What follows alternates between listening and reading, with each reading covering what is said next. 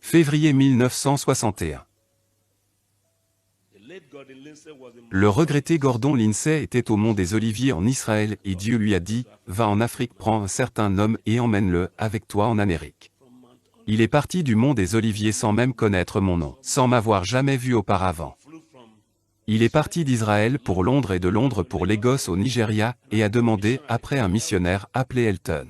Il a dit Dieu m'a réveillé et m'a demandé d'aller chercher un homme appelé Benson Idahosa. Ils m'ont cherché. Et le jour suivant ils m'ont trouvé. Il a dit Dieu m'a dit au mont des Oliviers il y a 2 jours de te prendre avec moi, et de te ramener ici pour faire le travail qu'il t'a envoyé faire. Faveur.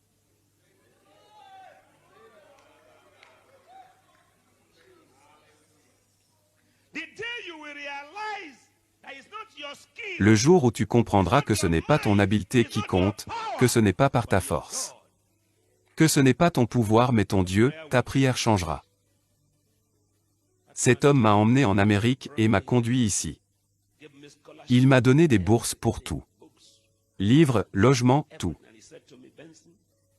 Il m'a dit Benson, tout ce que tu achètes dans n'importe quel magasin en Amérique, envoie les reçus à mon bureau pour qu'on te rembourse. Et devinez ce que j'ai acheté. On ne me tente pas avec de bonnes choses. Lorsque j'entends qu'il y a des soldes à Kmart. Un costume à l'époque, il y a 25 ans. 7 $ pour un costume. J'en achète 5. Je vais au bureau le lundi et il me donne l'argent. Je suis venu en Amérique avec une valise déchirée, je suis reparti avec 13 valises. Les Bibles remplissaient 6 valises. Les disques remplissaient 4. Les vêtements pour le reste. Et le Seigneur a dit, à partir de maintenant vas-y.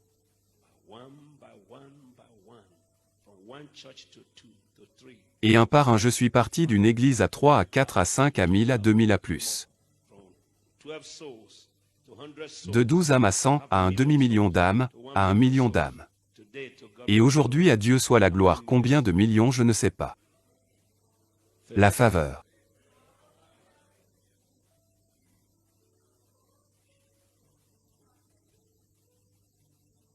Comment devenons-nous faiseurs de l'impossible? L'ange lui dit, ne crains pas Marie car tu as trouvé grâce devant Dieu. Et voici tu concevras dans ton ventre et tu enfanteras un fils et tu lui donneras le nom de Jésus. Alléluia. Dieu veut que des hommes soient enceintes ce soir. Pas seulement des femmes. Conçois quelque chose dans ton cœur. Conçois quelque chose dans ton ventre. Conçois quelque chose dans ta tête. Tu concevras dans ton ventre. De ton ventre quelque chose veut jaillir. Quelque chose veut monter en flèche. Quelque chose veut sortir. Dieu veut y mettre quelque chose qui n'y était pas, pour que tu puisses dire c'est Dieu qui l'a fait. Quelqu'un peut-il dire Amen?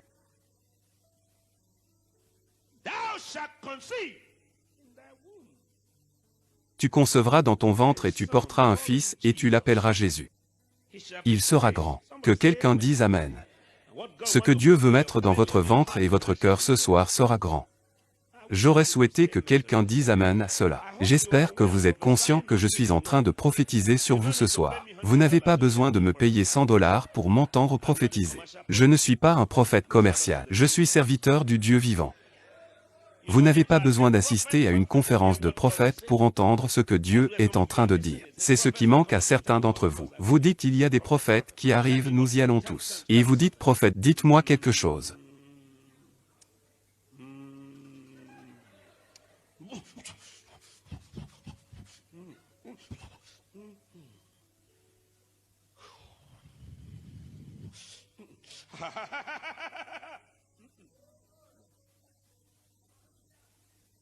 Vous avez besoin de la vérité pure et simple. La vérité vous rendra libre. Vous n'avez pas besoin d'un menteur pour dire des mensonges sur vous. Et vous dites que le prophète a dit. Il y a 2 ans, une de nos filles dans le ministère m'a dit « Papa, je veux me marier ». J'ai dit « Ne le fais pas. Elle a dit un prophète m'a dit que Dieu va me donner le double pour mes troubles. J'ai dit tu vas plutôt avoir le double de tes troubles. Le prophète ne t'a rien dit du tout. Fais des efforts pour te réconcilier avec ton mari. Non, le prophète a dit, aucun mariage ne doit venir d'une prophétie. Le mariage doit venir par le regard. Regardez la vie de l'homme. Est-il un homme pieux? Connaît-il Jésus? Elle a dit mais le prophète a dit, je lui ai dit si tu l'épouses tu vas le regretter. Elle l'a fait. 8 mois plus tard, ils ont rompu. Maintenant on compte combien de fois elle s'est mariée parce que le prophète a dit. Elle m'a appelé et m'a dit papa j'ai quitté mon homme. J'ai dit que s'est-il passé? J'ai dit tu as eu le double de tes troubles parce que tu as refusé d'écouter.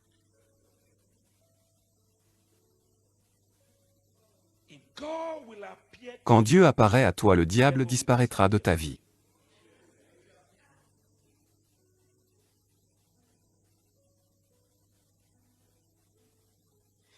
Il sera grand. Dites avec moi j'attends quelque chose de grand. Dites-le plus fort. Dites-le plus fort.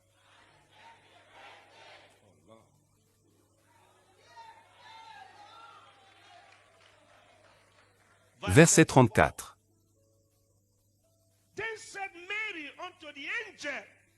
Alors Marie dit à l'ange, comment cela se fera-t-il vu que je n'ai jamais connu d'homme? Chaque fois que nous voulons faire de grandes choses, nous cherchons un homme.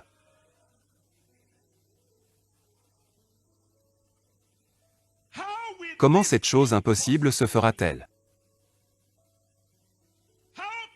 Comment cette grande vision peut-elle se réaliser? Je vais vous y conduire. Le rêve qui est au-delà de mes revenus, au-delà de mon salaire et au-delà de mon éducation. Comment cela se fera-t-il? Dieu est en train de me troubler.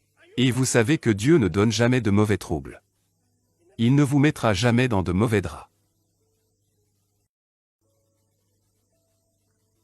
Chaque fois que Dieu me dit de faire quelque chose, je le dis à ma famille que voici Dieu m'a dit de faire ceci. Les professeurs d'université dans mon pays sont payés à 220 $ par mois. C'est ce qu'ils reçoivent. C'est ce qu'on leur donne tous les 30 jours. Professeur médecin, 220 $. Et Dieu a dit construis-moi une grande église de 10 millions de dollars. Comment vas-tu la construire? À moins que vous n'entendiez Dieu dire. Construis-moi une école à 5 millions. Construis-moi ceci. Une chose banale à laquelle je me suis tellement habitué maintenant, c'est que quand Dieu le dit, ça veut dire qu'il va le faire. Je suis si fou que je ne pose pas de questions. Il fait ce qu'il dit. L'année dernière, en juin, il m'a dit de commencer une université. Je venais juste de recevoir un chèque de votre part, que j'ai remis à l'école. Et il me restait 212 $ de l'argent que vous m'aviez envoyé. Et il a dit commence une université. C'est le moment de le faire. J'ai levé l'argent vers le ciel et j'ai dit est-ce que tu vois ça? Regarde. Ce n'est pas du hamburger. Tu me parles d'université. Il m'a dit permets que ma main le touche.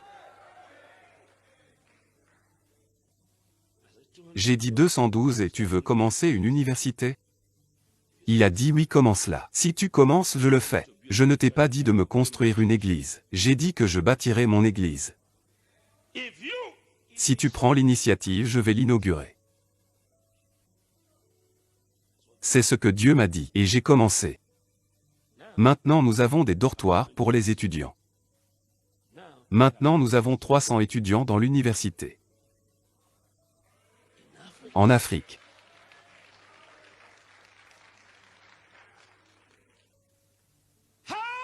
Comment cela se fera-t-il? Que tout le monde le dise.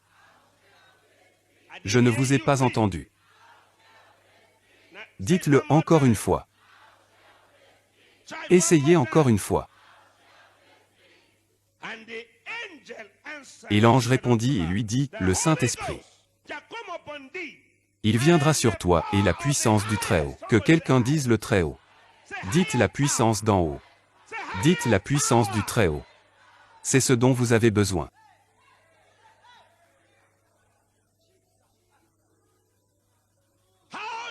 Comment puis-je faire ce que j'ai peur de faire? Accrochez-vous. Et on demande, qu'est-ce que vous faites? Je me connecte à la puissance d'en haut. Si vous voulez construire une grande église, accrochez-vous à lui. Je suis branché à lui. Avait-il déçu Josué? Non. Avait-il déçu Amos? Non. Avait-il déçu Ésaïe? Non. Va-t-il commencer par vous? Non.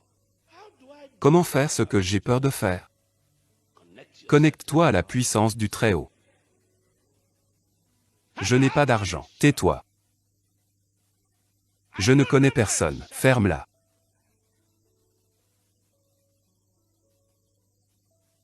Je ne connais pas le maire. Mon église est petite.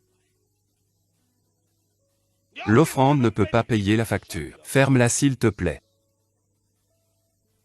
Que dois-je faire? Connecte ta vie à la puissance du Très-Haut. Est-ce que quelqu'un entend ce que je dis? Comment puis-je devenir un possibiliste?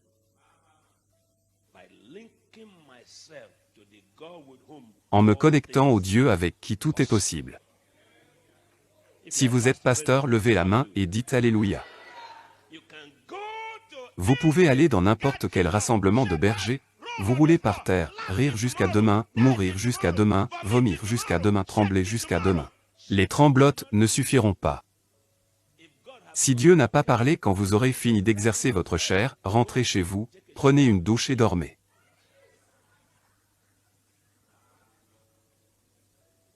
Parce que ce que beaucoup d'entre vous font aujourd'hui, c'est de dire « je veux aller là où les gens rient, je veux aller là où les gens tombent ».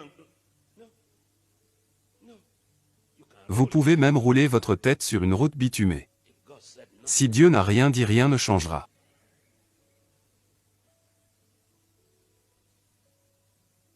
Marie que personne ne connaissait. Une inconnue. Inconnue. Et Dieu veut commencer à utiliser votre inconnu pour qu'il soit connu. Dites, il s'agit de moi. Je ne vous ai pas entendu. Je ne vous entends pas. Ça c'est moi. Dieu veut commencer à frapper à la porte des gens qui ne connaissent personne. Comment cela se fera-t-il? La puissance du Très-Haut. Vous vous êtes longtemps associé à des personnes basses. Allez vers le Très-Haut. Vous vous êtes associé à la banque. Chaque fois que vous demandez un prêt à la banque, on vous demande d'amener votre grand-père, pourtant, il est déjà mort.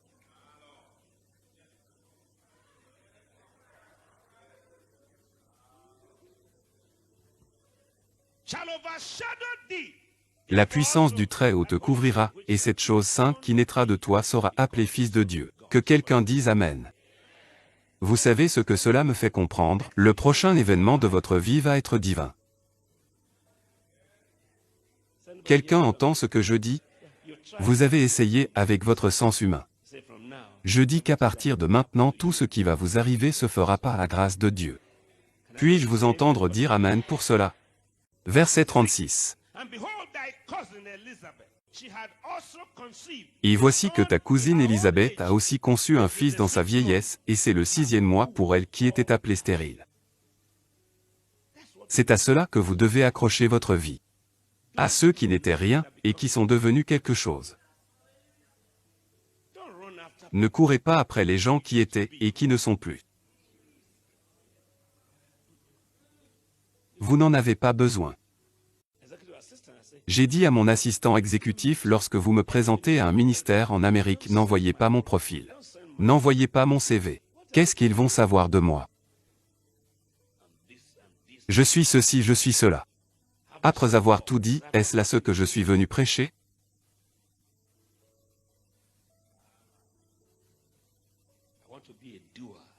Je veux être un faiseur et un diseur. Je veux que ma parole parle pour moi. Je veux que Dieu se lève pour moi. Puis-je vous entendre dire Amen? Je suis l'un des 5 êtres humains les plus utilisés sur Terre aujourd'hui. Et je suis l'être humain qui a le plus voyagé sur Terre aujourd'hui. 134 nations. L'année dernière, j'ai fait plus d'1 million de kilomètres pour l'Évangile. N'est-ce pas ce qui m'a amené ici ce soir?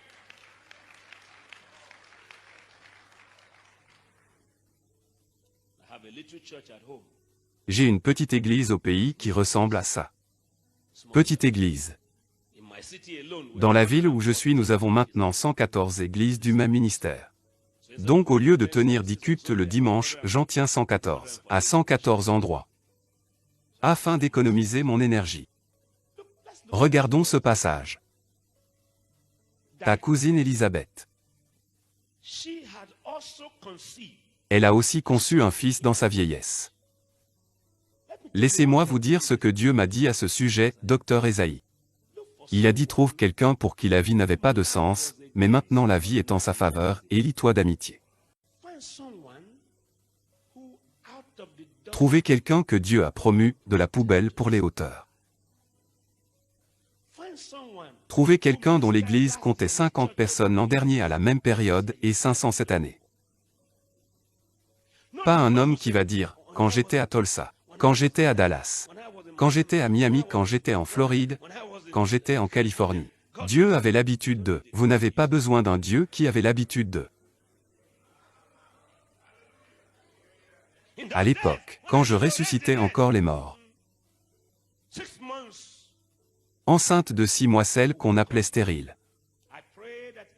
Je prie que chacun d'entre vous arrête de regarder son passé. Et qu'il commence à croire au Dieu de demain. Que quelqu'un tape sur sa jambe droite et dise « Amen Seigneur ». Parce qu'à chaque fois que vous regardez votre vie passée, c'est si moche que vous ne voulez pas vous en souvenir.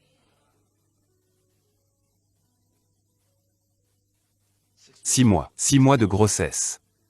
Car avec Dieu, que quelqu'un le dise. Dites-le encore. Rien ne sera impossible. Est-ce dans votre Bible? Maintenant dites avec moi, je suis avec Dieu. À partir de maintenant, toute chose sera possible avec moi. Car moi et Dieu sommes devenus une équipe imbattable.